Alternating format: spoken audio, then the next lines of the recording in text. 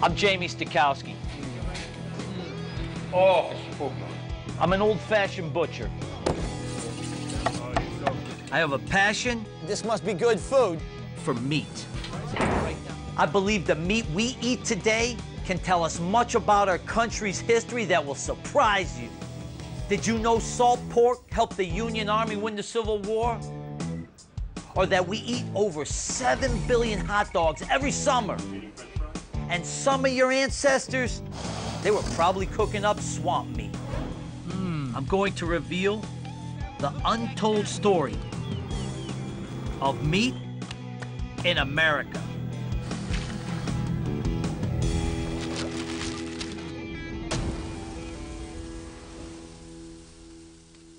Me, I'm obsessed with meat. Meat's my life. I grew up around it on a farm. And then for the next 30 years, I worked with it as a chef in restaurants all over the world. If I don't handle meat every day, something's missing.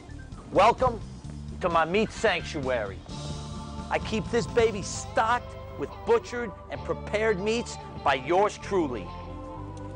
Fresh sausage, spicy pepperoni, Italian pork copa.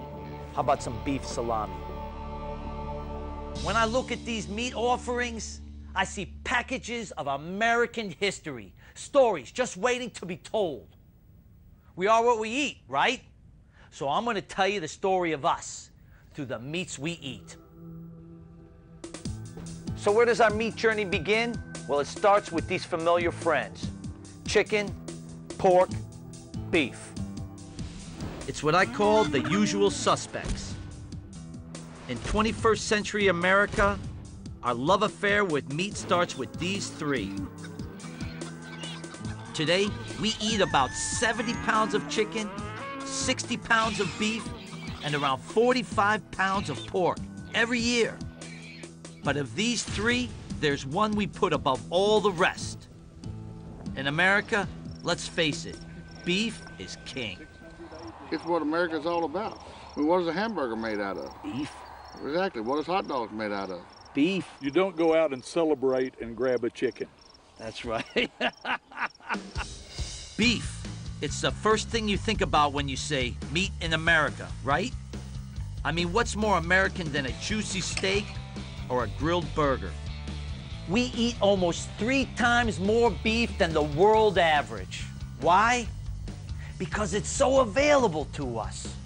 But it wasn't always like that. Not that long ago, steaks, well, they were rare fare, and burgers didn't even exist.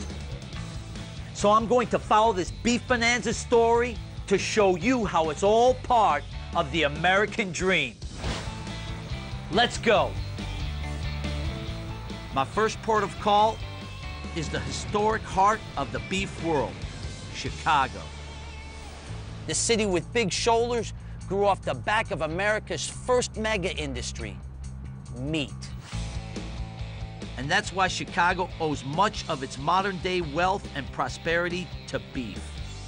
It all began with the Chicago Union Stockyards, which opened Christmas Day, 1865, just months after the end of the Civil War.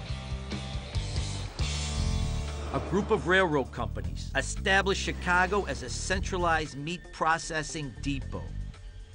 The stockyards stretched across 475 acres, a virtual city within a city. 130 miles of railroad track brought livestock in for slaughtering, butchering, and packing. This was meat production on a scale the world had never seen before. For over 100 years, this was America's meat locker. 25,000 employees processed up to 38,000 animals a day. A day! Back then equal to 82% of America's meat. That makes Chicago the undisputed meat champion. The stockyards closed in 1971, but you can still get a feel for Chicago's meat past at old-school butcher shops, like Paulina's. Here, head butcher Kevin Galligan cuts meat with the knowledge passed down through generations of Chicago butchers. Kevin knows how to cut up your average size steer into about 550 pounds of retail beef. Behind me are quarter steer, which we're gonna take out to the cutting room floor and break them down a little bit so you can see the various parts. A butcher sees a cow as 9 primal cuts. Me, I also see a dividing line of beef eating hierarchy. At the top are the elite cuts, the ribs, the short loin, and the sirloin. Below are the more common cuts, like the brisket, the plates, and the shank. Squared up, very good. Go a little deeper in through the fat. As Kevin carves up this quarter steer, each cut tells a different beef-eating story. We're cutting the shank off at this point. Yeah, and the brisket at the same time. Okay. As a cheaper cut, the brisket was a favorite among 19th century immigrants for their traditional old world dishes like Irish corned beef or Jewish pot roast. Terrific. Look at that bone in brisket. That's wonderful. The shank is one of the tougher pieces of beef, but it's full of flavor. So back in the 1900s, you'd often find a shank slow cooking in lower class homes. So there you have it. We took off the shank. We took off the brisket. Now, Kevin gets to the prized cut. Look at that. That's the king cut of steer, the rib roast. And that's a full rack right there. Look at that. Back in the 1850s, the rib roast went for 20 cents a pound, more than twice the price of lesser cuts. So prime rib's always been expensive fare. Salt and pepper, some garlic. Boom. Look at that. At Paulina's, I'm seeing traces of the old Chicago that helped kickstart America's love affair with beef.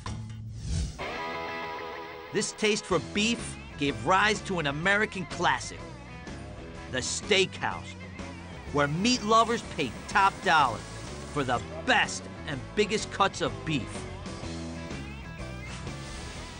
I'm going to experience a true American meat-eating tradition at the legendary Gibson Steakhouse and Grill, where they like to show off their steaks before they cook them. All right, gentlemen, here we go, guys. Let's talk beef tonight. Chicago cut, bone-in ribeye. Pick it up, chew on it. A lot of good beef on that bone. It is an excellent cut of meat. High in marbling, high in flavor. Filet mignon rolled in peppercorns. I can peppercorn, Cajun, blue cheese. It's prime beef like this that Chicago was built on. Hot desires. I can do it on any of your steaks. Oh my God. Good enough to order rare, none to be scared of. No trick, no nada, just do it. Mo, that was a wonderful job. Thank you very so much, gentlemen. I'll be back with you in a moment or two. Let's have a good time. Thank you. Thanks, Mom. I'm going to find out the secrets of this steakhouse beef in the kitchen with Chef Randy Wadner. Look at the marbling in that. It's unbelievable. Unbelievable. Marbling is the fat content in meat. And it's why I'm here. Because the more marbling, the higher the grade of steak. Can you tell me what role grain and specifically corn feeding the animal plays? Well, what the corn feeding does is it really plumps up the animal. It really gives it this marbling that you're going to see throughout the way it's raised, the way it's grown. Just gives you just the best flavor you've ever had. The marbling we've come to expect in a good steak is a fairly recent phenomenon. Before 1940, most American cattle were grass-fed. But the invention of the self-propelled harvesting combine during the 40s created a huge surplus of grain. Farmers started feeding this cheap corn to their cattle with surprising results. Corn-fed cattle gained weight much faster, and the beef was fattier. And most important, as any chef will tell you, a lot more flavorful. Well, Chef, let's season some steaks and cook. All right. All right, what do you want to do? Let's throw this one here. I'm dying to eat this one. You want to try that one? All right, good, excellent. You want to do this one? Actually, you know what? I have a different idea. I have an idea of my own. I'm gonna take this one here, just to be a little bit different. I'm gonna make a little papillette, just like that.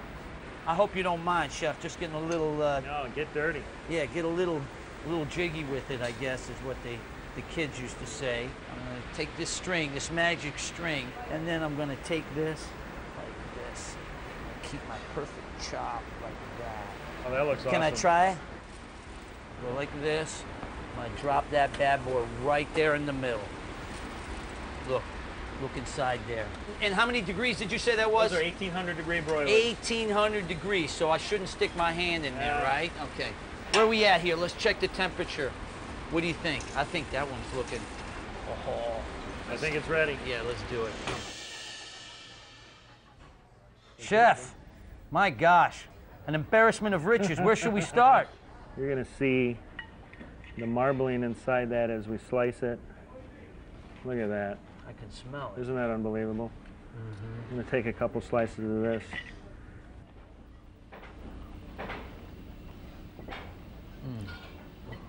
I mean, seriously. Isn't that unbelievable? Unbelievable. Take it all in.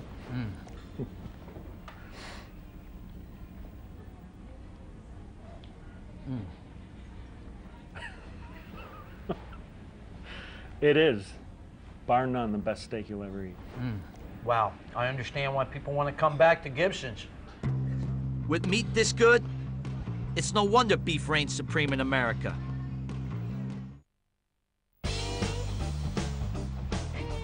On this historic journey down America's meat menu, I'm in Chicago, relishing my first course, beef. For me, it was Chicago and its famous stockyards that really ignited America's passion for beef. And if Chicago's the heart of American beef, I'm off to find its soul. I'm following the trail of beef to one of its sources, 1,000 miles south. It holds a mythical spot in America's story of beef. A place of cowboys and cattle drives, Texas.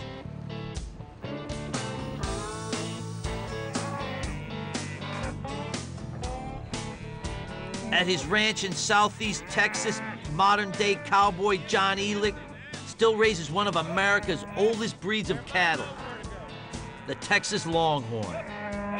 I have pure Texas Longhorns, several hundreds of them. The Longhorn is a naturally grown breed of cattle here in Texas. It is a cross where Spanish cattle, black cattle called Prieta, the Spaniards brought that black cow, and then when the Anglos came to Texas in 1820, they brought with them their eastern seaboard cow that some people call Old Betsy.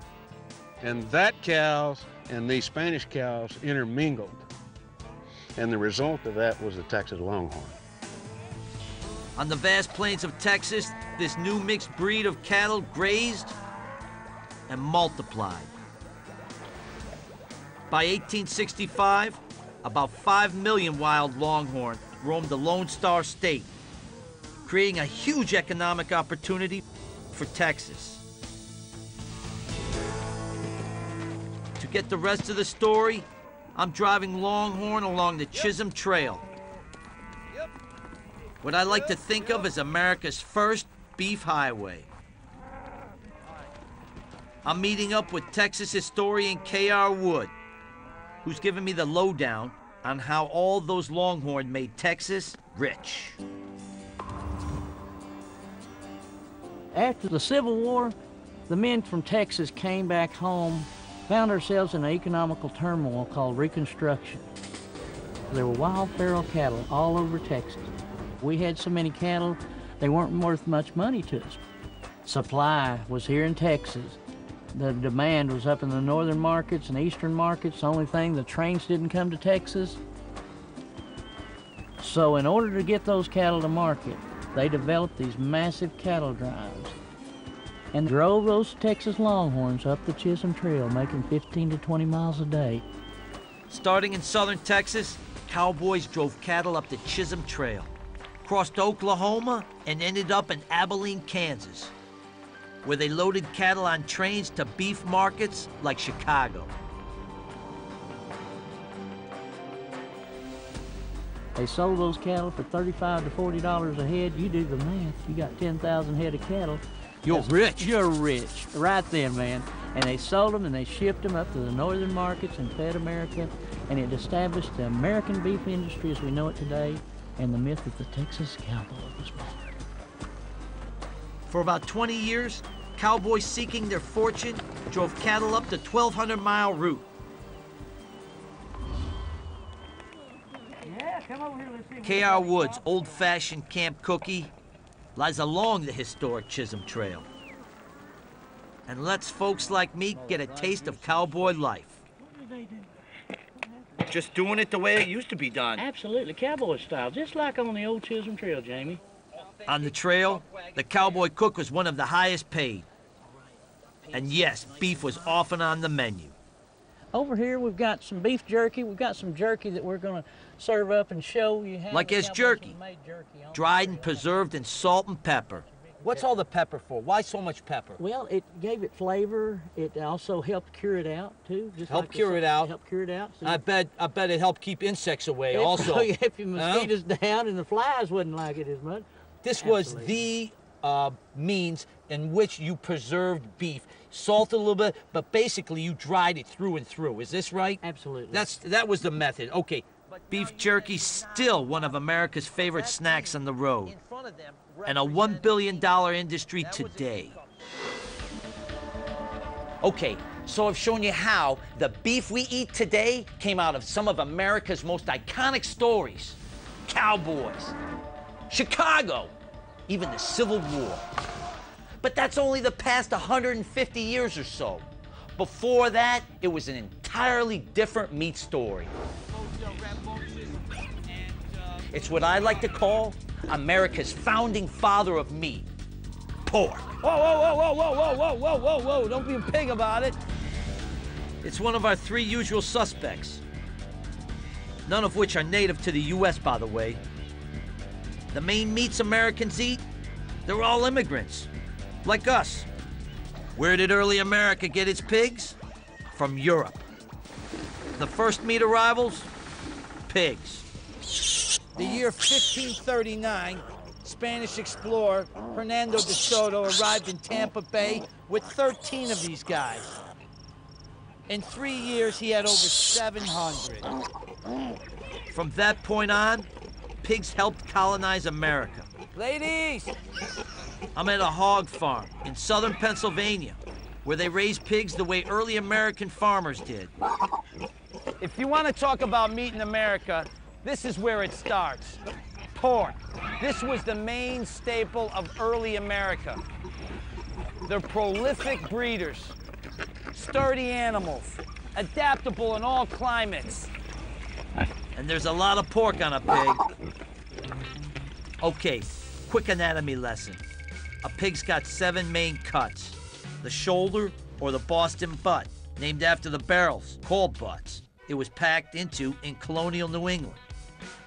The front leg, called the picnic, the spare ribs, the loin, and the pork belly. The ham is the hind leg, and the hocks are the pig's feet. There's just not much on a pig you can't eat. And its fat is unlike that of any other animal, which is why pork preserves so well. Why is it that we see so much preserved pork? Well, here's why. Pork fat and its ability before, during, and after the cooking and curing process to stay silky smooth, very creamy. Check it out. Look at how smooth that is. Look at how shiny. Supermodels need not apply. But that's sexy. It's fat that makes for excellent cured pork, a tradition we get from the old world, where before refrigeration, preserving meat was essential by salting or smoking. In the colder north, where they kept fires going year-round, people mostly smoked their pork. And in the warmer and coastal regions near salt sources, they salt-cured their meat. Today I'm gonna make Irish bacon, which happens to employ both techniques, salting, and smoking. To honor both curing traditions, I've got two different cuts from my version of Irish bacon. Just like American bacon, the side and the belly of the pig, and the other cut being the loin, the center cut loin or the lomo, that I've been brining in this old school wet cure or liquid salt. Step one, it's the pork belly and the dry cure. I'm gonna take this blend of special salts and spices, and I'm just gonna evenly spread them over the flesh like this, and I'm gonna slowly begin to massage them into the flesh. Look at this, nice and even. Through osmosis, the salt is removing the excess or active water, which will help to prohibit bacterial growth while simultaneously enhancing and concentrating flavor. This is an ancient method, but it's easy and effective, which is why early America ate so much salt pork. Pilgrims packed salt pork with them on their Mayflower voyage to the New World, and it fed battlefield soldiers during the Civil War, even giving the Union Army an edge over the Confederacy when salt pork supplies dried up in the South. Then there's Italian immigrants who opened up specialty shops and introduced America to one of my favorite cured meats, prosciutto. To uncover that story, I'm headed to San Francisco. Did you know that many Italian immigrants settled here starting in the 19th century? And you can see why. The California climate was similar to back home. I'm at Luca Delicatessen in the heart of the city. Talk about scrumptious. Wow. Look what's hanging around the counter. Paul, how are you? Great. How you doing? I'm really good. Good. Owner Paul Bosco uses recipes handed down through generations. And I'm here for his prosciutto, the Italian version of salt pork that early Americans lived off of. Each farm, or maybe a collective of a couple of neighbors, would kill a pig and salt a pig, and that would sustain them through the winter and spring. But what they were doing is they were basically making prosciutto. Except that traditional prosciutto is made from a special kind of Italian pork, and it's covered in lard. It looks like there's a coating of lard on there, pepper, and maybe some salt on there, Chef. Yep. So, just as ancient Romans made their prosciutto, this gorgeous specimen's been aging for almost 2 years. Along that bone and cut off. Hold on, Chef. We want to take a look at that beautiful cured flesh. This really vibrant pink part was sort of on the very inside. It's covered by a thick layer of fat and skin, so much more protected from the air. Okay, Chef, you got it. You do it. So skin off. I don't want to take all the fat off, Chef. Yeah, you want to leave some of that fat because the fat is where that flavor is, from where it was cured. Let's try some. And despite the salt cure, good prosciutto should not taste salty. And believe me, this is good prosciutto. What do you think? I know that smell anywhere with my eyes closed, blindfolded. Very unctuous. I mean, just heavenly, really. Prosciutto. A simple salt cure works wonders on pork. Try some. But for another preservation method, let's get back to my meat lab, where I'm getting ready to add smoke to my Irish bacon. I'm gonna place my loin in the middle. Traditionally, Irish bacon is just cured loin.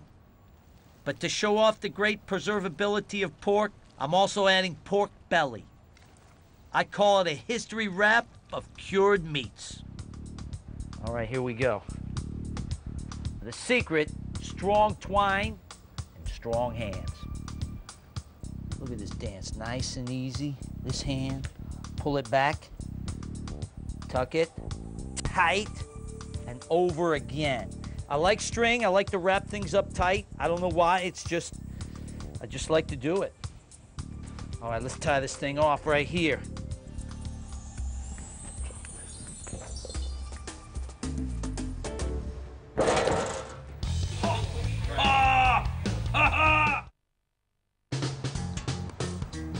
I'm tracing the heritage of America's favorite meats to uncover our own history. Okay, we know that pork was early America's meat of choice. And back then, it was usually preserved with the same old-time methods I'm using here for Irish bacon, salting, and now smoking. I know. I can hardly wait also. But we've cured it, we've wrapped it, now it's time for smoking. This 18-pound piece of Irish bacon is gonna smoke in there for 11 hours. So with no delay, let's go. My modern-day electric smoker lets me manipulate the heat to an exact degree. But centuries ago, folks did this in smokehouses or over an open flame. At Toigo Orchards in southern Pennsylvania, they're gonna show us how to smoke pork old school style. Hey, where's everybody? I don't know. Here, every fall, these folks slaughter and smoke cook whole pigs for a traditional harvest feast. Oh my God, it almost doesn't fit. Just as they did in early America. I got an idea for these.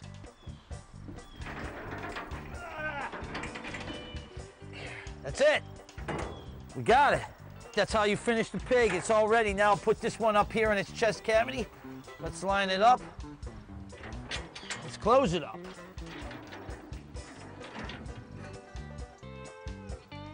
Okay, so the apples are my personal touch. But other than that, we're basically smoking this pig the way folks have done it for hundreds of years, when preservation was the goal. Back in colonial times, preserving pork was a matter of survival. Rather than feed their pigs through the lean winter months, early American farmers would usually slaughter them. That left hundreds of pounds of surplus pork, which farmers could cure in their smokehouses and preserve that meat for months. Smoking does two things. One, it reduces the active and excess water to prohibit bacterial growth. And secondly, coating the meat with a fine film of vaporized wood oils to slow rancidity. Oh, yeah. For modern-day cooks, smoking is a nod to tradition. We're gonna need some of this for the goat. But it's used mainly to enhance flavor.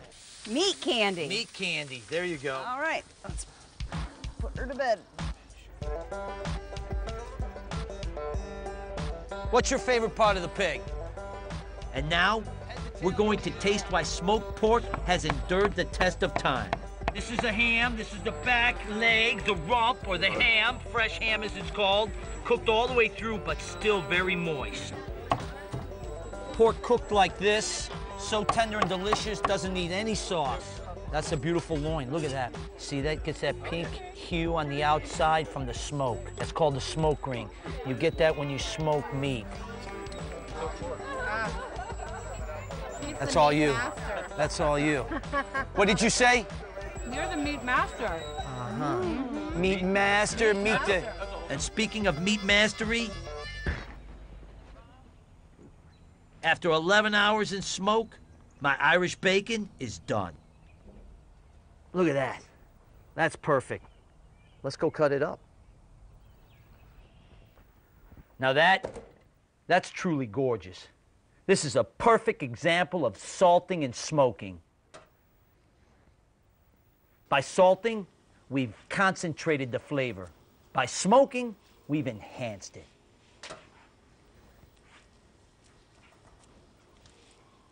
It's a history of pork, rolled up into a meat triumph. But do you know one of the ways smoked meats get their regional flavor? I want to show you the secrets in the wood. Hickory in Oklahoma, mesquite in Texas, and in Louisiana? Well, let's check it out. Have chicken, sausage, rib, polo. For my brisket, Donald Smith is the master smoker at the Gator Cove restaurant in Lafayette, here's your chicken. Hold on a second. where they've been smoking meats with the same local wood for years. Okay. Oh, smell that smoke? That's And meat. then- That's and then meat. you open it back up right here. All It's right. not ready yet, but Okay. I'm gonna show you. Show me some ribs. Right, that's your ribs. Oh, yeah. Smell that? Oh, smell that delicate smoke. What wood are you using? Pecan. Pecan wood. Pecan wood. No. Oh, yeah, pecan wood. That's Now- a secret. Right, now let me That's show you your something secret. else. Okay, let's see. Okay, now this is a pork loin stuffed with sausage. We've got to bring that. Can we bring that out and get a look at that? I've got to see that. Wait, watch this. Yeah.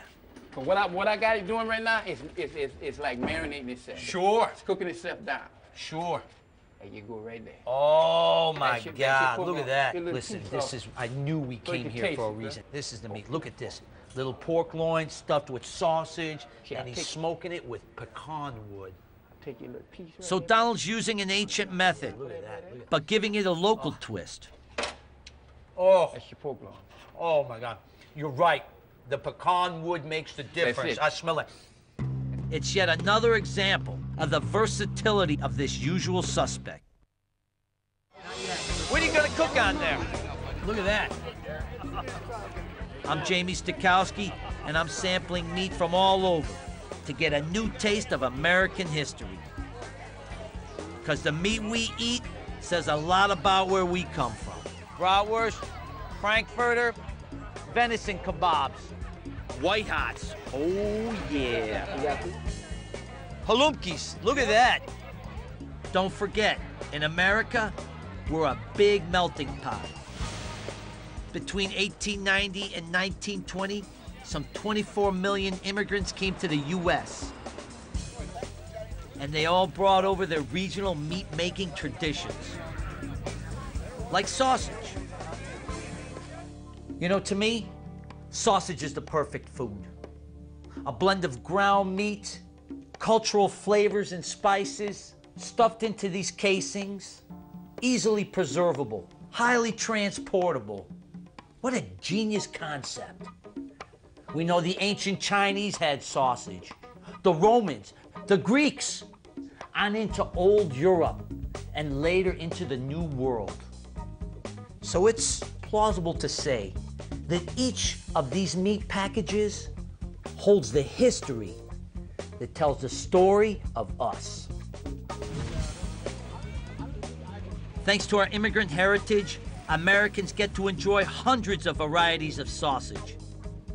Dry Italian sausage like salami, chorizo from Latin America, and smoked sausage like kielbasa from my ancestors' home in Poland. Stikowski, remember? Third generation Pole. That's me. It was Easter and Christmas. I remember Papa Stikowski churning out pounds and pounds of fresh kielbasa. As a young lad, I would help him. I guess you can say, sausage making, it's in my blood.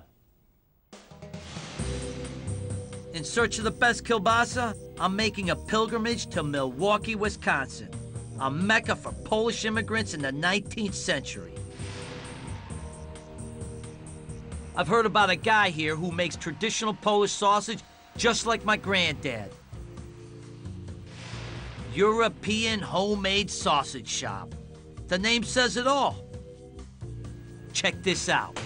There's fresh kielbasa, blood sausage, pishkas, salami, all made by one man, Milwaukee's sausage master, Frank Yakubczyk. I have quite a few varieties. For example, bratwurst and then Slovenian sausage. Slovenia fresh sausage. I see you have some liver, then some salamis here. Wow, what a full case. Frank's been making his European-style sausages for almost 40 years. He keeps trying to retire, but his customers won't let him. Frank, is that going to be enough fresh kielbasa for today? No, that's not enough. So I have to make another batch. You need a hand? I never say no for help to helpers. Let's go help Frank make some fresh kielbasa. Yeah. Frank, what do we have here? Here we have shoulder meat, pork. Pork shoulder meat, I see. Yeah. All boneless. Okay, all boneless. Ready to make to grind to make a fresh polish. Great. Let's pass it through the grinder. Now, kielbasa simply means sausage in Polish. Excellent. But to Americans today, kielbasa refers to the traditional garlic spice recipe brought over by Polish immigrants. Blending the sausage like that. That's right. All right, look at this. Frank makes his sausage the way they did in the old country. Only the highest quality meat. No fillers, and a personal touch.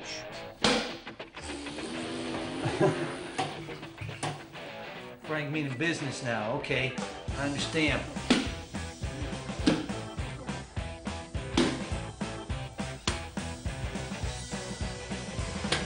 Let me have a shot at that, Frank.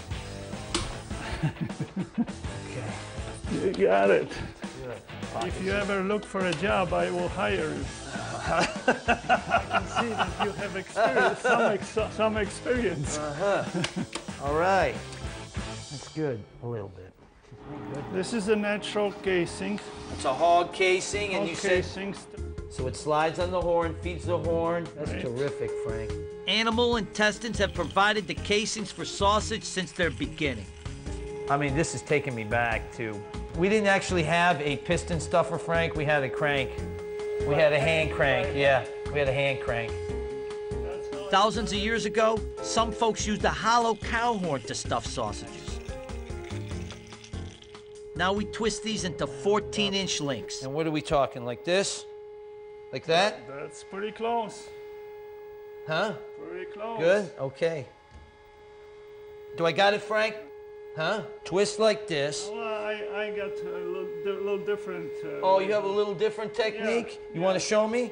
Sure. Yeah, show me. See, I don't have to do roll like Okay. this. See, my system is like this. Oh, okay. This way, they lay for me Okay. in one. Okay. All right. Very good, I see. This is what I love about sausage making. It's a direct connection back to our ancestors. I got to tell you, Frank, you know, not to get too corny or anything, but this just kind of reminds me of working with my grandfather. See? You know? I don't want to get a little terrific. See, this way goes Boom, straight boom, on boom. to go to the store. Look at that. That's how Beautiful. it looks. That's terrific. Frank's shown us how immigrants gave Americans a taste for old world sausages. And from this ancient meat-making tradition, we've created a true American classic, the hot dog. It's fitting that this American sausage on a bun made one of its first appearances in our country's meat capital, Chicago, 1893, the World's Fair, celebrating 400 years since Columbus discovered the New World. 27 million people, nearly 1 in 13 Americans showed up. They rode the Ferris wheel, marveled at electricity and the light bulb. American ingenuity was on show. And so was a new kind of food, sausage in a bun, for 10 cents each. It was love at first bite. And the rest is history. This is how I prefer my hot dogs, slightly charred like this. And I'm gonna take this, I'm gonna place it gently in the bun here like that. Look at how it nestles just so right in the bun. Over here, this is the classic Chicago all beef Frankfurter, slightly grilled. I'm gonna start with some yellow mustard. This is the way we put this, together. Look, I'm gonna put a line right over here. I'm making classic dogs and hot dogs on the north side of Chicago. Finish this classic Chicago hot dog with a pickle. We just can't get enough of this scrumptious meat link on a bun. Get this, we eat 7 billion hot dogs between Memorial Day and Labor Day. 180,000 a second. End to end, that's the distance around the planet twice. To fill such a demand, we've taken what was a handmade product and fully automated it. With machines that can pump out 10,000 dogs an hour. I'm at Vienna Beef in Chicago. The place has come a long way since 2 Austrian immigrants opened a small sausage store on the city's west side in 1894. Let's have a look at the rest of the plant. This bird's eye view is Big boss Jim Bodeman showing me how they can churn out 250 million hot dogs a year. It's just like cooking in your kitchen, except it's on a little bit larger scale. So we know when we're making hot dogs day to day that we're making a product that is as consistent as it possibly can be. If that's one thing you want, is consistency, especially with the amount that you're making here. So let's get down on the floor and see the rest of the process. Here we go. Let's... We make processed lunch meat, corned beef, and pastrami, and roast beef. Oh my gosh, excellent. And with the trimmings that are the byproduct of that operation, we make sausage. The age-old method of using the animal's lesser parts to make sausage lives on. Come on, get in here. Beautiful, look at that slurry. Perfectly emulsified, bonded protein and fat. Most of the hot dogs we eat today come out of facilities like this. But when I bite into this American classic, I'm tasting a thousands-year-old meat-making tradition. Oh my God, that's scrumptious. Now that's meat history on a bun. On this historic journey down America's meat menu, I've spent a lot of time tracing back the origins of beef and pork. But don't forget, there's 3 meats we eat most in this country. The usual suspects, remember? Beef, pork, and the one meat we consume much more than the other 2. Let's face it, folks. In America, one bird rules the roost. Chicken. Most of us consume this bird in some way, shape, or form 3 to 4 times a week. Our consumption of chicken has more than doubled since 1970. From 27 pounds per person to more than 70 pounds annually. Look around you. There's chicken everywhere, prepared in more ways than any other meat. So how did we become a nation of chicken eaters? Mainly, it's because chicken is cheaper and more available today than ever before. Think about it. U.S. poultry farms produce 8 billion birds a year, and most of those are bred to grow very quickly, to 4 pounds in less than 6 weeks. But mass-scale chicken farming is fairly recent. Before 1950, poultry production was a totally different bird. To see how the American chicken story was in the beginning, I've come to Sonoma County, California, to Gleason Ranch, a farm that raises chickens like it was done in the past. Oh, what's this for? Don't tell me. This is going to help you move these pens. Nancy Preblich's poultry farm has been in her family for 6 generations. Why are we moving the pens? We're providing them with fresh pasture. Okay. Because they're going to go through this grass in 2 days. Am I lifting? You're lifting and walking. There you go. And easy does it. Gonna have them walk with us. Woo! We lost a few. Whoa, slow down there, Jamie. Come on, guy. There you go. Up a daisy. It's like herding cats. It's like herding cats. Look at these birds, nice and plump. Nancy's chickens are heritage birds. That means they're direct descendants of the earliest chickens found in the country. Breeds originally brought over from Europe or the Far East. These are pure breeds, unlike most of the chickens we buy in supermarkets. Commercial commodity bird, the Cornish cross, was actually engineered in order to create more of that white meat. So they have these huge breasts, little tiny legs. In fact, if they even live beyond their maturation weight, they will collapse. Their legs cannot hold their weight, and their organs cannot support it. So they bred this bird for more white meat. Right. But with our heritage, you're going to have much longer legs. You're going to have a more balanced meat-to-bone ratio. Nancy's chickens, raised the slow, old-fashioned way, are a rarer and therefore pricier commodity, just like they were 100 years ago. In the 19th century, this was rare fare, making it expensive, accorded for only the elite and maybe Sunday dinners. Maybe you had a few hens in your yard for fresh eggs. Mass poultry farms, super farms, didn't exist, making it a luxury item. It's time to give this luxurious bird the royal treatment it would have received nearly 100 years ago. I'm going to use one of my favorite classic French techniques, trussing. I'm going to tie this bird up before we roast it. So why am I trussing? Basically tying up the chicken. Besides, I have a fetish with string. If you look down here, tying or trussing the chicken is going to hold it tightly or tucked together, so it ends up cooking more evenly. Before we actually tie and truss our bird, we want to add some flavor. We have to season it. And we're going to start to put our herb butter in there. Look at all that butter. Now, I know somebody's going to say, boy, that's decadent. And it is. Over 100 years ago, this used to be a luxury meat.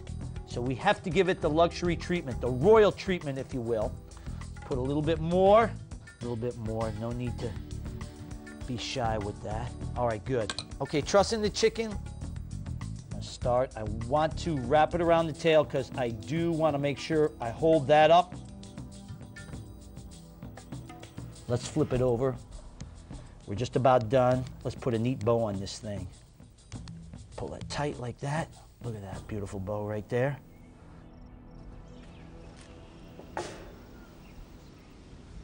Back in the 19th century, a bird like this would have been cooked over an open spit or in front of a hearth. But me, I'm going to use my favorite technique, the modern grill.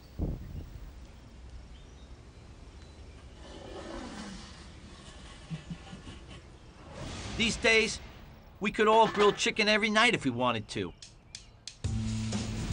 But America's favorite way to eat chicken is fast food. Thanks to the Colonel. Harlan Sanders' chicken empire began as Sanders Court, a 1930s roadside chicken joint in central Kentucky. 20 years later, Sanders opened up the first Kentucky Fried Chicken, selling his finger-licking pieces by the bucket. At the same time, a Cornell University science professor came up with a bite-sized piece of breaded chicken. He called it the chicken nugget. It took the country by storm, because it turns out America today prefers its chicken in pieces rather than whole. Okay, so basically, back in the day, there was only one way folks would get their chicken, and that was whole. You're not going to stroll down the butcher back then and say, hey, cut me off just the breast or give me those drumsticks, treating it like a side of beef. That wasn't going to happen. So by the 1960s, big chicken processors had figured out if you cut the chicken up, you'd sell more birds.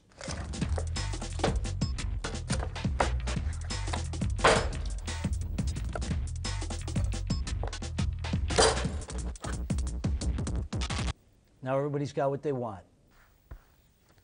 The supermarkets took this concept a step further. By combining multiples of your favorite, your specific cut of chicken and packaging them this way, you could have all the chicken wings you want, drumsticks for the kids, boneless, skinless breast for scallopini. Today, 85% of the chicken we eat is done this way. So America's chicken love story is one of many parts, and fairly new. Before chicken, it was a bird of a different feather. Pigeon. Also known as squab. And back in the 19th century, chances are you would have been eating it more so than chicken. Back then, wild pigeon were in abundant supply as a cheap source of meat. And people were raising domesticated pigeons everywhere, from country farms to the rooftops of New York City. This is their space here. Nowadays, pigeon farmers like Philip Payne are a rare breed. Well, first of all, we keep it calm. Okay. The one thing that you have to learn about being around birds is you have to be very quiet. And they really Philip raises his birds for some of America's top restaurants, where they serve squab as a real delicacy. They've raised just one squab, which is the bird here on the left, and now they're going back ready to nest again. How old do you harvest these squab? They're about 3 or 4 weeks old. As these birds Philip mature, harvests his now, this squab bird was when too they're small to go just this big way. enough to eat. But this, But before they can fly the you know, coop, look under its wing. literally. You feel him, see? He's not gonna fly. No, he can't fly. He's too heavy. No. But not only that, he doesn't have his he doesn't have his flight feathers. Look. You're See, right. He's still feathering in. Right, there they are right there. Look at So that. you can see how immature that is. Now, next week, this bird will probably be at market age. Here's what Philip ships to restaurants. These are fat, plump, juicy breasts. Look at that. This is what people should be eating. Interestingly, nutritionally, pigeons for many years were raised as a food, as a convalescent food. It was used in sanatoriums and places where people were convalescing. That was one of the last big consumers of squab because it's highly, highly nutritious, very easily digestible. Philip, thank you so much. I really You're very appreciate welcome. this. I'm coming back again. So That's you're right. now you're my squab farmer. Bring some more recipes, and Okay. all I ask is eat more squab. Eat more squab. That's good. So leave the chicken at the fast food places and get some squab.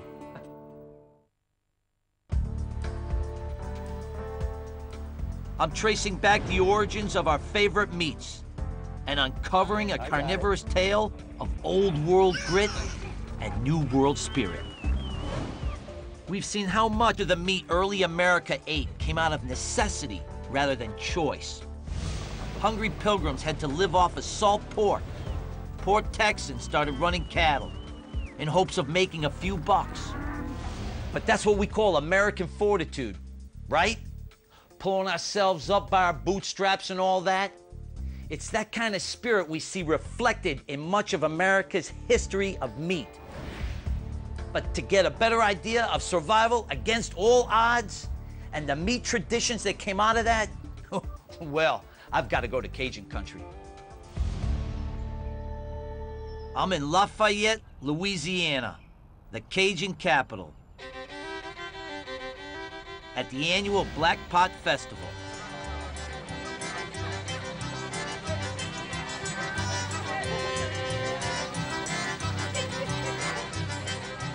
It's an event rich in flavor.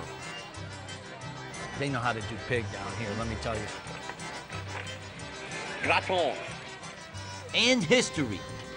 French history, that is. C'est bon. C'est bon. C'est bon, c'est bon, ça.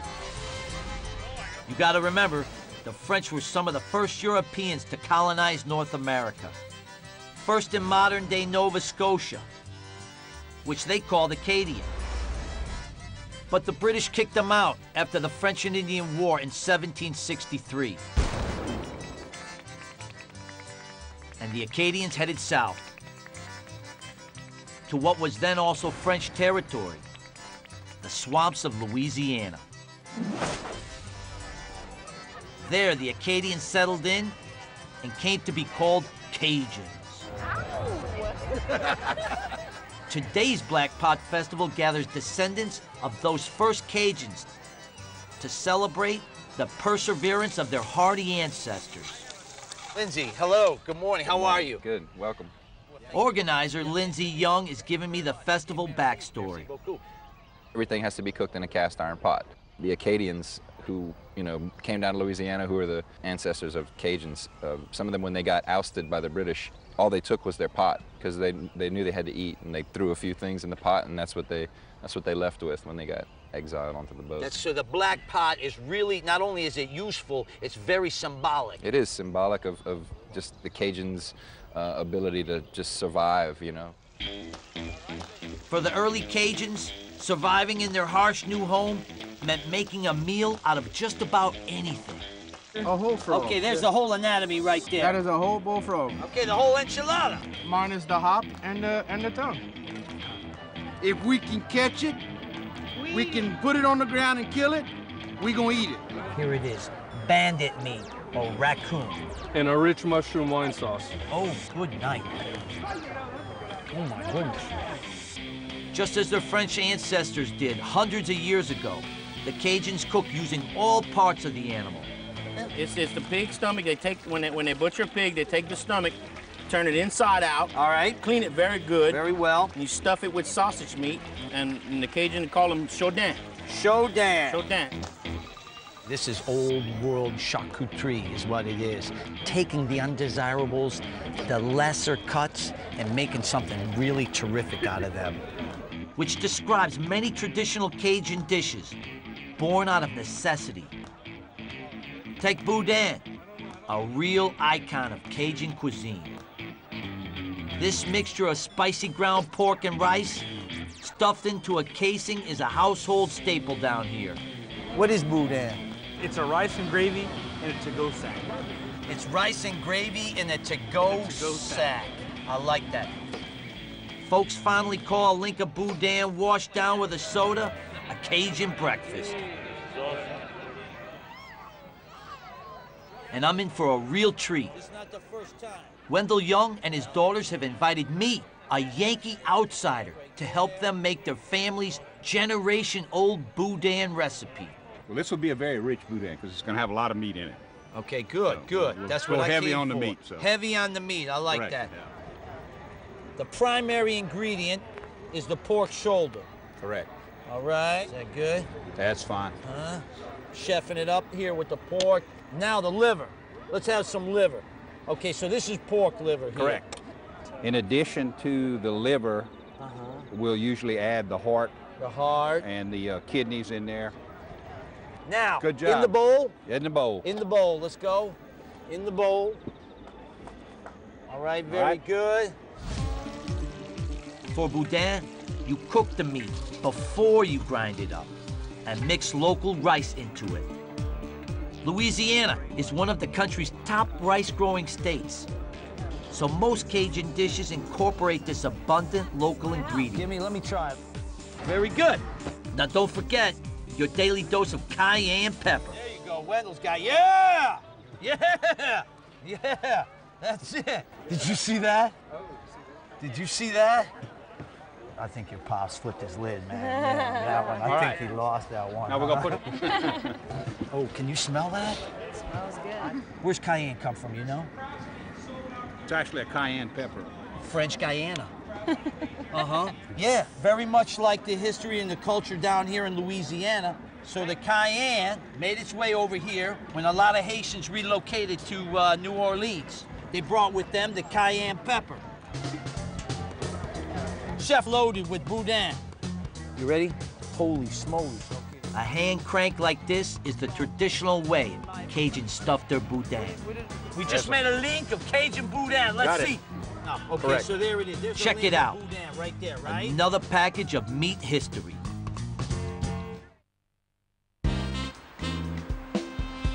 I'm exploring the history of America by looking at the meats we eat and how they came to be. I'm in Cajun country in central Louisiana at the annual Black Pot Festival. And let me tell you, the swamp meats burbling in these cauldrons have a rich story to tell. Oh my goodness. To me, cooking a regional specialty is like hands-on history. So I'm giving it a go with one of Louisiana's most classic dishes, gumbo. Looks good, doesn't it? Gumbo comes from a West African word for okra, a traditional ingredient in this spicy meat stew that represents Louisiana's mix of cultures. All right, look at that. In the Cajun tradition of anything goes, I'm using a local meat that's a real crowd pleaser down here. Snapping turtle, it's my secret ingredient. It's a delicacy down here. People will lock up the brakes on the highway if they pass a snapping turtle, man. Throw it in the back of the truck. But it's not just the Cajuns who appreciated turtle meat through the ages. In 19th century America, turtle soup was served at the country's top restaurants and a favorite among the rich and powerful. For those less privileged, mock turtle soup, a knockoff that used veal or beef, became a popular alternative. For President Lincoln's first inauguration in 1861, mock turtle soup, and not the real deal, was on the luncheon menu. There's nothing mock about my real turtle gumbo. And we're butchering it down to its meatiest parts. Okay, so there we are. It's no wonder pirates of the Caribbean would feast on sea turtles, because I gotta say, there's a lot of meat here. Look at that. We have everything from white meat to dark, rich red meat, turtle fat. Here like this. Oh, yeah, that's beautiful. Later, my turtle gumbo's ready to pass the local test. Jesse, do you have a plate there? I have a plate. Jesse, you say you grew up on this kind of thing? Oh, yes. All right, so you're gonna give it to me straight, right? You're gonna let me know what you think? Yep. Can you describe the meat for us? It's really, really tender. Just, I don't know, just melts in your mouth. It tastes Cajun. Tastes Cajun. Tastes very Cajun. Tastes Cajun. Careful now, because you're talking to a Yankee, right? It's awesome. Really good. Jesse, thank you very much. Totally awesome. Yeah. Totally awesome. I got a totally awesome. How's that? Now, turtle meat may seem exotic to most of us today. But remember, back in the Cajuns' early days, eating turtle and other game was a matter of survival. But when it comes to swamp animals, turtles have got nothing on Louisiana's most famous game of all. Now, the first Cajun to catch and eat one of these in the wild must have been pretty hungry. But in these days of plenty, there's a rising demand for this exotic meat. So alligators are commercially grown. You take them out, let them walk around every once in a while, try to scare the neighbors. Jay Voorhees owns and operates a gator farm in central Louisiana. I got 56 stitches right here. You were the meat that day, huh? Yeah, well, there you go. You were the meat. Okay, how old are these gators? They're probably 4 years old, give or take. How big are they when you get them? 6 to 8 inches. And so these guys came from 6 to 8 inches? That's correct. And I can grow them to 4 foot in 11 months. Jay is one of hundreds of licensed alligator farmers in Louisiana alone. That was great. He and his gator colleagues together raised some 280,000 gators every year. Less than 50% of a harvested gator is edible meat. Cody, how are you? I'm good, thank you. And Louisiana seafood owner Cody McCown is giving me the inside scoop on why that is. Pretty sure that their digestive system is a little bit more complicated than ours. It doesn't have the acidity levels that ours do, so they use the sun to almost rot the food. Wow, that's crazy. Yeah. So they eat something, they get I don't know, a small fish or some snails or some slithering snake, and they eat that. A boot, a boat motor, right. License plate. Right. Then they crawl up on the rock. That's right. And the sun, it's heat activated. Yeah. And breaks that down. Yeah. That's crazy talk. That's right. That's right. Just like the Cajuns. That's crazy talk. Hey, that's right. So to butcher a beast like this, you have to know your gator parts. These are prehistoric beings that have been around forever. There's actually evidence of early humans having eaten crocodile almost 2 million years ago. So talk about an old-time tradition. No, this is not too different than a lot of mammals, with the exception of this large fin back here is basically what this amounts to, a large fin. It's the tail that's the king cut of gator. Okay, look at that. The back or loin is also a choice cut.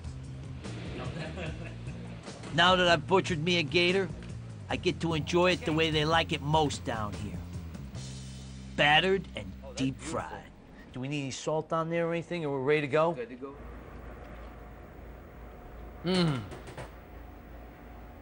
go.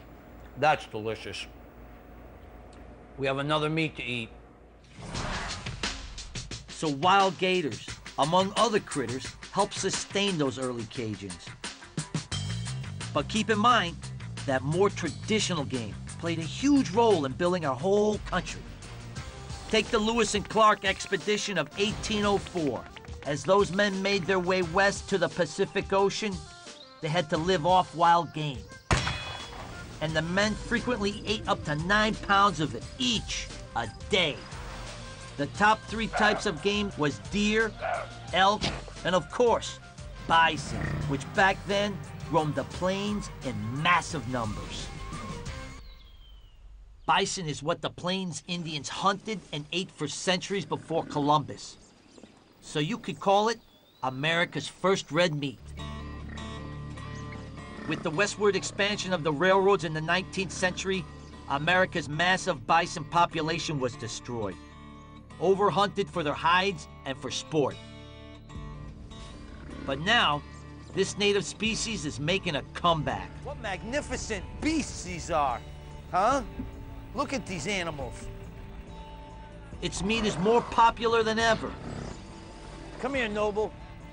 And commercial bison ranches are all over the country. Like this one in central Wisconsin. We're out roaming the range with Jesse Turney, the rancher here at Bison Ridge Ranch. So these are the cows that you just keep for herding. For producing, yeah. Producing the herd. Yeah. That's Noble. He's our oldest breed bull out here. Noble, the oldest breed bull. Yes. How old is he? He's 9 years old. 9 years old. Yes. Take away the fences, and this is what the plains would have looked like to Lewis and Clark 200 years ago. Very majestic. This one is posing right now.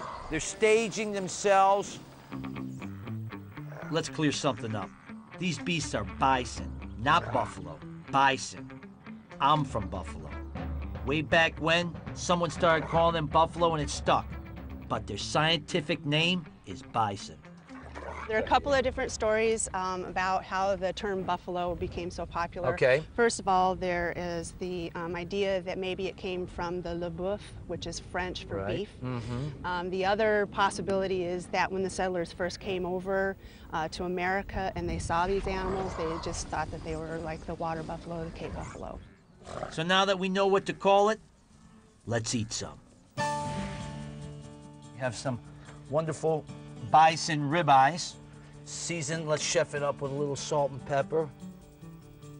Jess, I know there's some benefits to bison meat. Why don't you tell me what they are? First of all, it's a very lean meat, and you get a lot less calories, a lot less cholesterol in it. It's higher in protein and iron, and because ours is grass-fed, it tends to be a little higher in the omega-3s. Oh, nice. Nice. What do you think?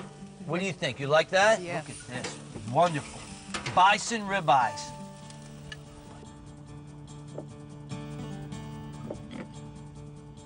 Look at that. Oh, that cuts so nicely. Look.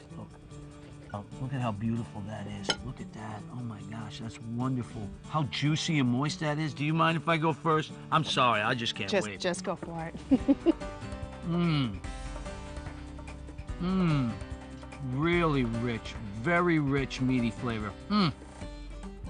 I think I just discovered one more benefit, the taste. The taste, absolutely.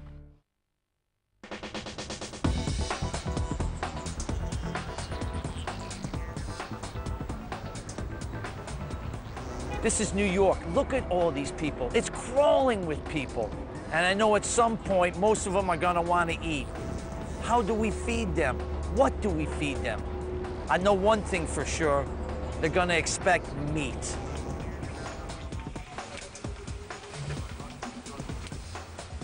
Most obvious to anyone walking the streets are New York City's famous food carts. Street food vendors have been around in this country since colonial times. And now, there are thousands of food carts and trucks in New York City. Tony's the man. Okay, Tony's the man. Tony, turn Serving around. up. Tony, how you doing, Tony? Tony's, yeah, the best. This is actually gourmet in the street. Gourmet street food. Exactly. You got that? Gourmet street food. You like meat, Nancy? I love meat. What's your favorite meat? A good old steak, anytime. Beef, pork, beef, yes. Chicken, but chicken. In that order. And lamb. Oh yeah, the lamb sandwich. How could you forget How lamb? can I forget my lamb? That's true. Check it out. Even New Yorkers will stand in line for a tasty piece of meat. Does the line end here or start here? Or is it back there? Okay, very good. How about here? No? I got back there. Oh my God, this must be good food. There have always been so many New Yorkers that the demand for meat from here has been a cornerstone of the industry since its beginning.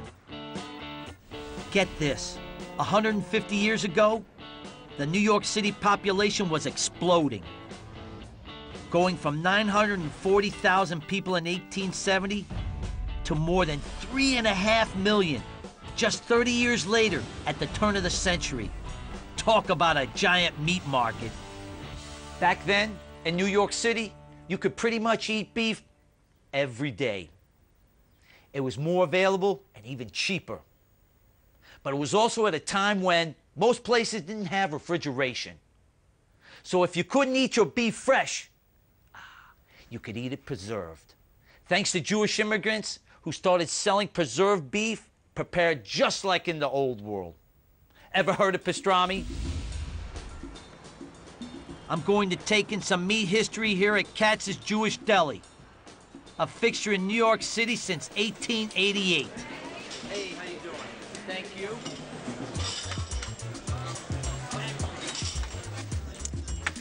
Jewish immigrants were masters at preserving beef because they didn't eat pork. Alan Dell of Katz's Delicatessen. How are you, How are you Al? doing, Jamie? I understand you brine your own pastrami, corn your own corned beef. Is this true? Absolutely true. Everything is Grandpa's recipes. Basically, our secret is don't change. Do everything by hand and do it the way Grandpa did it, and it works. We're here 122 years. So don't mess with the recipe. Absolutely. Katz's Old World recipe calls for brining the beef before it's spiced, smoked, and finally steamed. What's the history of pastrami? Where's it from? It depends on who you believe. Okay. Romania, Okay. in Eastern Europe, that gets the credit. Okay. Turkey, which we never think of pastrami coming Right, from no, Turkey. no. I personally like to give the American Indian credit for pastrami. When they kill the bison, not a buffalo. Okay, right. The bison. What do they do with the meat? They didn't stick it in the fridge. Right. They salted it, they spiced it, they smoked it. That sounds like pastrami to me. That sounds They didn't use the right exactly. cut, but that's how they did it. Good pastrami takes skill to make. So, 100 years ago, it was considered more specialty fare. Traditionally, it's also hand-sliced. All right, that's you right there. There's a real art to it. But I'm gonna give it a shot. How is that, huh? Let's put that right there. And then, what, I got some mustard here. Where am I, mustard? Who wants a pastrami? Huh? Who wants a pastrami? Right here. You got a ticket? There's your pastrami. Pick it up. I'd eat that sandwich. You wouldn't serve that sandwich? Not up to your standards? Yeah. What is this? Who made this? I made that. That's right. Why? What's the problem? Where you from? You gotta be from Philly. Shit. What's the problem with that sandwich? Look at that. Huh? Eat your meat. Eat your meat. So New York City delis like Katz's got started as purveyors of preserved beef before refrigeration, and eventually became what we know today, the places to go for the best and biggest sandwiches in town. But size aside, when it comes to meat sandwiches, there's one kind we eat far more than any other today. You can't talk about meat in America without it, the hamburger. Your average American consumes 3 of these a week. It's the perfect food, affordable. It's every man's everyday steak. What's the history, though? Tell me the story. Well, everybody knows it was German immigrants who brought the Hamburg steak to this country. But later on, a fellow named Oscar Weber Bilby, at none other than a 4th of July family celebration, served his beef patties on his wife's famous toasted yeast buns. Oscar Bilby's story is one of many disputed ones, claiming the birth of this American classic. But we do know this. The hamburger on a bun is a century-old American love story that's hotter than ever. I'm at Z-Burger in Washington, D.C., a new franchise in our nation's capital. Z-Burger customers go through about 2,000 burgers a day, made from 400 pounds of ground beef. But selling burgers has been a booming business since the beginning, when 2 entrepreneurs founded White Castle in Wichita, Kansas in 1920. selling steam-fried beef patties on a bun for a nickel apiece. It was America's first burger chain. And the signature White Castle structure, modeled after Chicago's Water Tower, soon appeared all across the East Coast. To guarantee a consistent product, White Castle came up with the assembly line method of burger making. Ray Kroc used the same model with McDonald's, and today, 70% of the burgers Americans eat come from fast food franchises. So the burger franchise is a proven business model for anyone with entrepreneurial spirit. Z-Burger founder Peter Tabibian is originally from Iran. You said you were a burger man. Why did you choose burgers, Peter? We choose burgers because #1 seller in U.S. for the last 50, as long as I remember, has been burgers. And we wanted to have the American food, what everybody eats every day. That's great. So, Peter, how's business? Business is great. We opened this store 3.5 years ago. We should have 100 of these within the next 7 years. What a story. Again, meat, part of the American dream. But if burgers are about affordable fast food, I want to show you the other extreme. Deep in New York City's historic meatpacking district is the Bragas, where they make beef the slow, expensive way. It's called dry aging. Wow. Where are we now, Mark? So this is one of our 2 production rooms. This is where the star... Owner Mark Sarazin is giving me the behind-the-scenes tour. This is dry aged for 30, 40 days, and you cut a beautiful bone-in chop out of this. It's like dying and going to heaven when you eat this, man. So it's unbelievable. Dry aging removes moisture from beef to concentrate flavor and tenderize the meat. It's all done through high-tech climate control, low temperature and low humidity.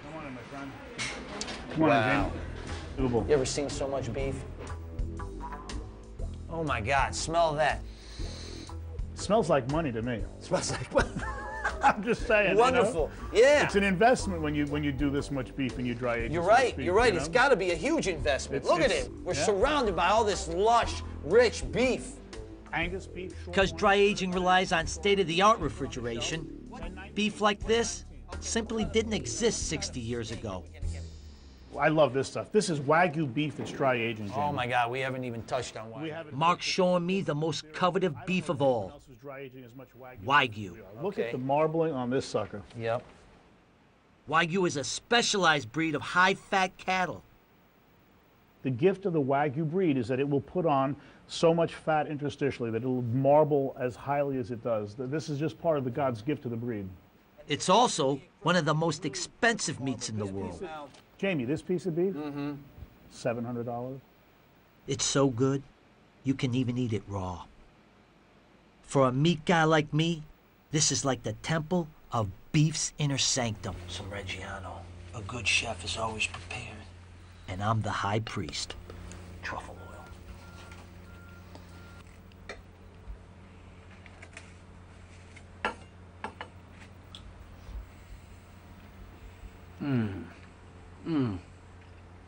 That's quality beef. To me, beef like this is the pinnacle of the meat industry, and a modern-day luxury only a few of us get to enjoy in a lifetime, if at all. America, we love our meat. Beef, pork, chicken, whatever's on the menu. But there's one day we don't get a choice. Thanksgiving. When all America sits down together to marvel in the majesty of one big bird. And while there's nothing more traditional than turkey at Thanksgiving, you have to realize, back at the first Thanksgiving in 1621, pilgrims may not have even eaten turkey. Wild turkey was available, but written accounts of the feast menu only include venison and fowl, like duck or goose, and fish, probably cod or bass. That was 400 years ago. And today, of course, nothing says celebration like a whole roasted turkey. When did turkey become the centerpiece of our most American holiday? Well, wild turkey was cheap meat 200 years ago, and it could feed a whole table full of people. So even if the Pilgrims didn't eat it on that very first Thanksgiving, early Americans quickly figured out that turkey was an excellent meat for celebrations. For the ultimate meat holiday, I want to take you to one of my favorite places, Northern California. I'm at Culeto Estate Winery, north of Napa. And I'm teaming up with Chef Janelle Weaver to cook Thanksgiving dinner. Roast turkey, stuffing, all the fixings, but with a twist. Okay, so most folks stuff their bird and roast it. But I've got a crazy idea for this turkey. I'm gonna make a turkey galantine, which means basically it's a long lobe of meat that's roasted or poached. For a distinguished dish like this, I've procured myself a distinguished bird. Remember Nancy Prebelich and her heritage chickens? Nancy also raises heritage turkeys. That means these birds are direct descendants of wild turkeys roaming America before Columbus. So they can fly. I got mine. Anyone grab him by his feet? I will. That's dinner. Huh? Look at that. They're not light, are they? No, they're not light. Nancy's heritage turkeys maintain the well-rounded diet of their feral ancestors. When you deal with a heritage bird, one of the reasons you want to raise a heritage bird is because they still have the propensity to actually forage. So that when you put them out on pasture, they see a worm, they see a cricket, they know what to do. They go and they grab it. They fight one another for it, right? It's a different story for the commodity-bred birds most of us buy at the supermarket. Now you can put those birds out on a field. They won't know what to do. They literally just sit there, wait for their room service. They won't feed themselves. They won't feed themselves. Wow, yeah. Interesting. One thing for sure, don't take your commodity bird and stick it out in the pasture and expect it to grow plump and fat and be ready for Thanksgiving. Right, right. Okay. Yeah. I look at these beautiful birds, and I see why Benjamin Franklin wanted to make the wild turkey our national bird. I mean, a turkey like this is a guaranteed tasty meal. That's more than you can say about the bald eagle, right? Time to put my Thanksgiving dinner together. Now, these are my brined breasts of the heritage turkeys. Okay, so I have these here now. I have these breasts. I've been slow cooking the legs in their own fat, an old school meat preservation technique called confit. See how basically slow cooking just tenderizes this to the point where it's falling off the bone. You see that? Galantine is basically deboned turkey stuffed with a creamy mixture of ground up dark meat. You're wondering, okay, where's the dark meat? Where's the leg that I love? Where did it go? Right here. And I'm just gonna start layering it on top. Okay. On this journey, I've shown you how meat's been the centerpiece of the American meal since our earliest days. Okay, now I'm just gonna start to close this up, just like I did with the squash. So on this day that celebrates meat, I had to honor that with a truly special dish. Now we're getting down to the nitty-gritty here. As you know, it's not a meat dish if I don't get to tie it up. Everything. Okay, just a large sausage is what it is. Put a neat little bow in there. All right, we're just gonna plop it right in here. Look at it, it's gonna fit perfect. Now, our trussed up gallantine's going into the oven.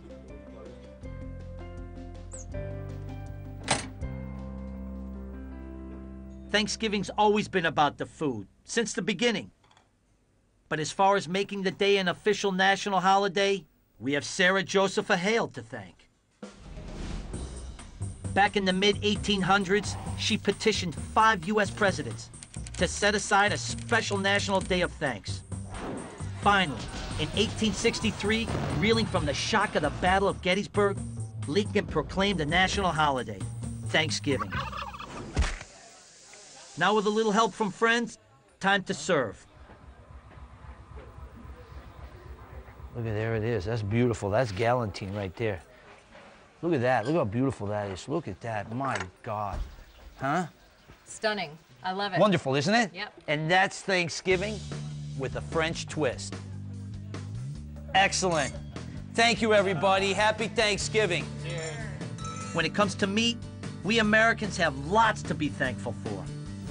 We've taken the raw ingredients from our melting pot of distinct heritages and made them our own. The meats we eat today tell a rich story of perseverance and innovation that's uniquely American. For me, the story of meat really is the story of us. Think about that the next time you take a bite out of that hot dog. Enjoy a pastrami sandwich or dig into that bucket of fried chicken. Let's face it, we're one nation, united under meat.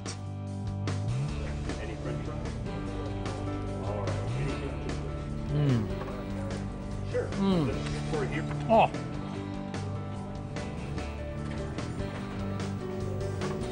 I'm in my space right now. I used to do this when I was having lunch at Catholic school. Drink that comes right by the fountain.